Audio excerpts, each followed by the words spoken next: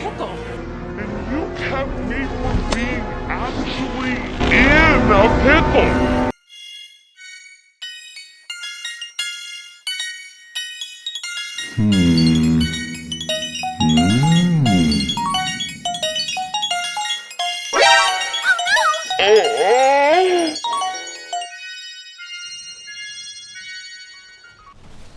In the Roman pantheology, Bacchus, son of Zeus, is known as the god of orgiastic celebrations, ritual madness, and the harvest of grapes.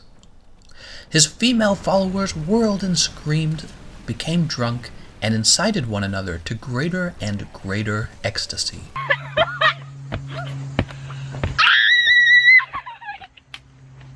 He was one of the most popular gods worshipped in Rome, even if he wasn't known as being the most powerful. And it's easy to understand why, because the people of Rome would throw wild bacchanalian parties where you could liberate your tongue with the freely flowing wine.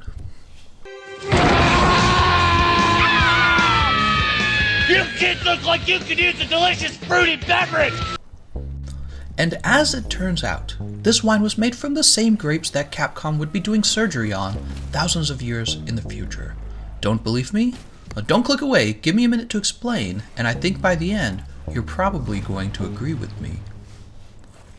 I'm going to start this by showing you all a Monster Hunter World character that you guys should recognize as the Handler. So this is the Handler in her post-production form, but I bet a lot of you didn't know during the alpha stages of her production, her data files actually have her written down as already Tracer. Crazy, right?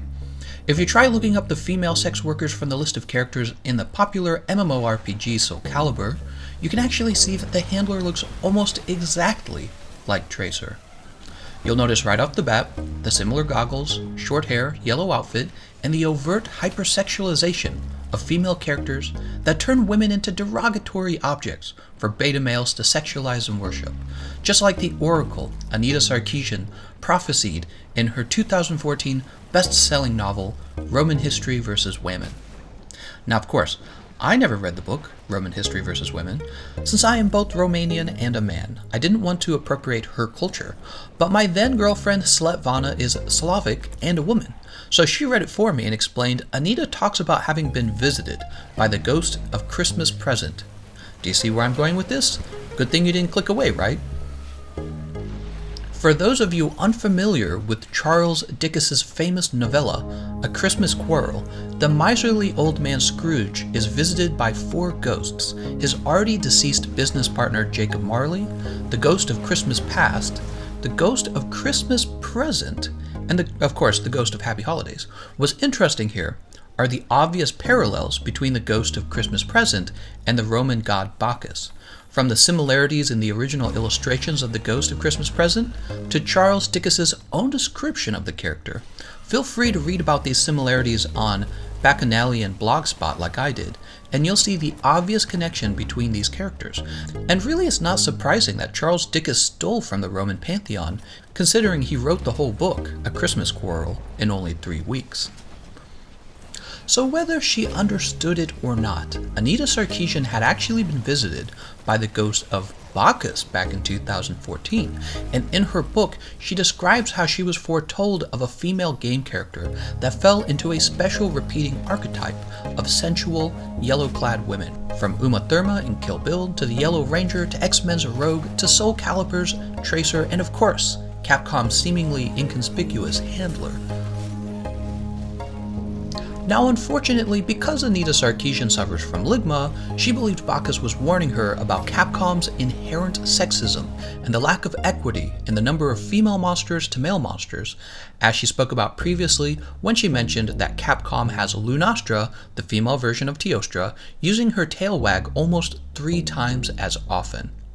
Because Capcom is trying to reduce female elder dragons to their physiological markers for sex, rather than giving them complex narratives and personality as you see them doing with the male monsters, such as Teostra and Rathalos.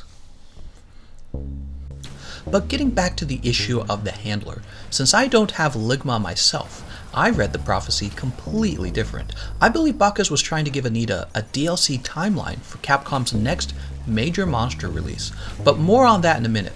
First, I have to show you something that's going to blow your mind. This whole thing goes way deeper than you guys probably realized.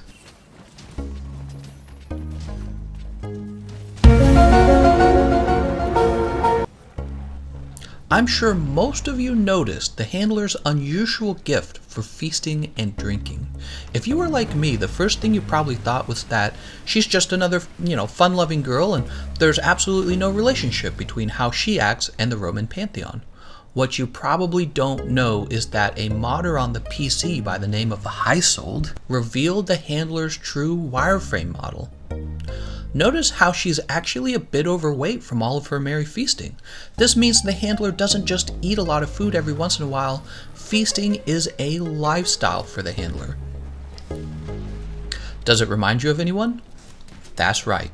It all comes back to Bacchus, the god of grape harvests, debauchery, and wine. There's just no way this is some kind of coincidence.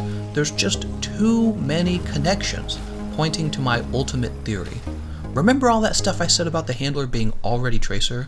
There's more to it than you think. Consider this. Despite the slimmer, more sensual body type that Capcom gave to the handler, no one ever makes a move on her, and she doesn't seem to show any kind of sexual interest in any of the male characters in the game. Why is that? It's because similar to Tracer, the handler is actually a homosexual. And how do we know that Tracer is a homosexual? Because Bandai Namco made it official in one of their online comics. You know what else is going on in this comic? It was Christmas time. It's all there. All the connections are there. Bacchus, brought to us in British literature as the ghost of Christmas present. Tracer, the fun-loving homosexual whose sex life is revealed in a Christmas time comic. The handler, who's already Tracer. And one more thing, the upcoming Winter Festival. Is all coming together, guys. Capcom's Monster Hunter World has slowly been dying because obviously we lack proper microtransactions, for unlocking decorations, as well as a fully fleshed out and balanced out PvP Hunter vs. Hunter game mode that I know most of you have been asking for. But all of this is going to change with the arrival of the Winter Festival. I suspect Capcom wants us to celebrate the Bacchanalian Winter Solstice event with orgiastic monster hunts where we might undress Kul'Tiroth or have arch-tempered Lunastra whack her tail seductively in our faces. And after the Bacchanalian Winter Solstice event, Capcom is probably going to announce Arch-tempered Gyrototus, followed by the